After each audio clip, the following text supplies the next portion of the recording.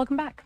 And thanks for joining us here at Live Now from Fox. I'm your host, Carel. Lajara. We are going to continue to speak on the top story of the day, the FBI's investigation into what they're calling the second attempted assassination against former President Donald Trump. Now, all of that went down in West Palm Beach County, Florida, at the Trump International Golf Course. But the suspect actually was caught in Martin County. So to discuss all of this, how all of those events went down, I'd like to bring onto the program now Sheriff William Snyder with the Martin County Sheriff's Office.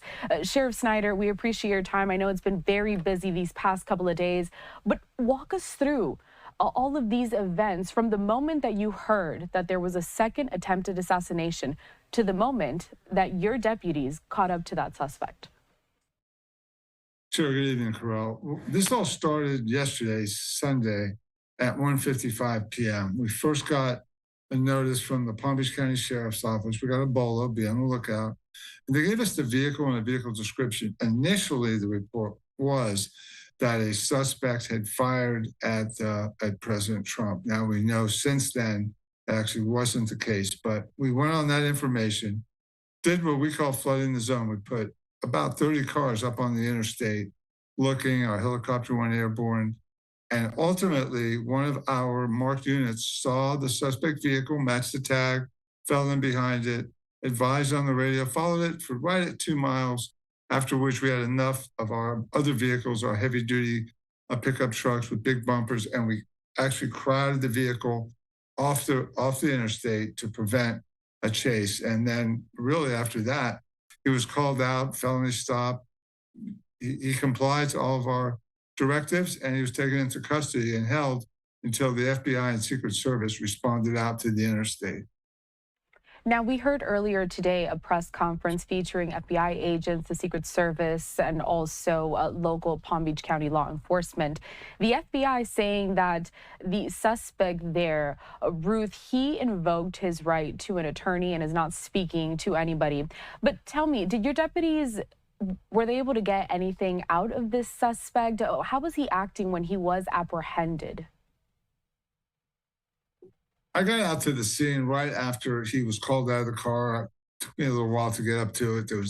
We had stopped I-95 northbound. It was hard to get to the stop. He never made a statement to us. We were very careful. First of all, it's not our case, so we had to be careful. We didn't ask him any questions, and he did not blurt anything out. We had a unit. One of my patrol deputies had a body-worn camera. And actually kept it on him the entire time. So we have the whole event is on record, and he really never made a statement. When I looked at him and saw that he wasn't asking what was this about, I knew he knew what time it was, and it was time that he was going to jail. Now, speaking on the fact that this incident happened in Palm Beach County, but he was captured in Martin County, I want you to talk to us a little bit about the effective communication between both of your agencies. And I mean, how quick was it until Palm Beach got a hold of you and then your sheriff's deputies found the suspect, took him into custody? How did that work? Well, it works. It's seamless. First of all, we have a great advantage. We work very closely with the Palm Beach County Sheriff's Office. We're actually in a task force with them. They were sending us real-time data. So we knew something had happened. We didn't know at first that he would be heading this way. And then they got information that he was on I-95. He was able to get out of Palm Beach County. We're the border county. And he got into my county.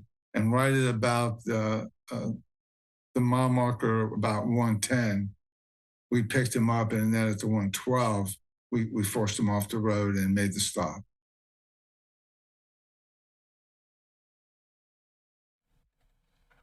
It's froze. So here on your screen, we do have a still image of that suspect when he was finally taken into custody there.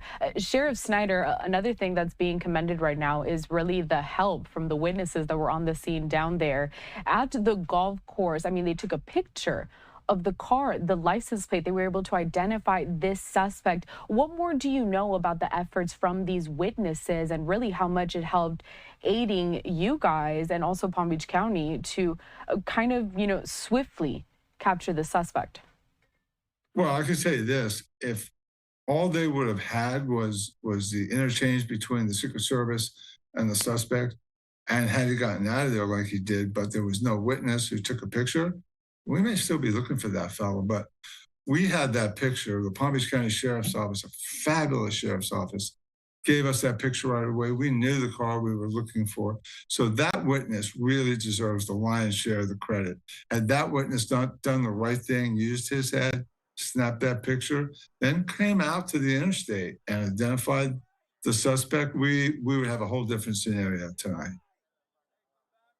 Here on the screen, some body cam footage of when that suspect was caught. Sheriff Snyder, let's talk about the investigation going forward. I know that the FBI is taking the lead in this, but what have they asked of the Martin County Sheriff's Office with this case as it moves forward? All that we did was done here on the interstate. We made the apprehension. We made sure that if he made any statements, we would have recorded them. We will write a report detailing what we did. Our flatbed, our sheriff's office truck towed it back or put it on flatbed for the FBI, brought it to their facility in Palm Beach County, and really that will be the end of it. President Trump has invited my deputies that made the apprehension to Mar-a-Lago to thank them tomorrow. I pretty much think that will be the end of it for us. Finally, Sheriff Snyder, a question that I have here, as someone that has been down there with the Sheriff's Department involved with law enforcement throughout several years, tell me, does this situation that we've seen here throughout this weekend, where the Martin County Sheriff's Office stepped in to capture the person suspected of committing an attempted assassination against a former president, how does this compare with some other cases that you've been involved with in the past? I've been in this industry 52 years, and I will tell you without equivocation, this was the biggest apprehension I have ever been part of. I mean, if you think about it, here's a man who was about to assassinate the former president of the United States, and the second time the president is, well, in this case, he wasn't fired on, but he was the first time and was hit. I am relieved personally that we have him. And you know what? I'm really glad for President Trump. He doesn't have to worry, is this guy out there? Is he coming back after him? He can get back to his golf game, get back to running for office, and know that the man who would have ended his life was apprehended in the adjoining county to where he lives. And definitely that apprehension coming thanks to really the collaboration between so many different agencies, including yours down there. Sheriff William Snyder with the Martin County Sheriff's Department. We appreciate your time here at Live Now from Fox. Sure. A very busy couple of days. You take care.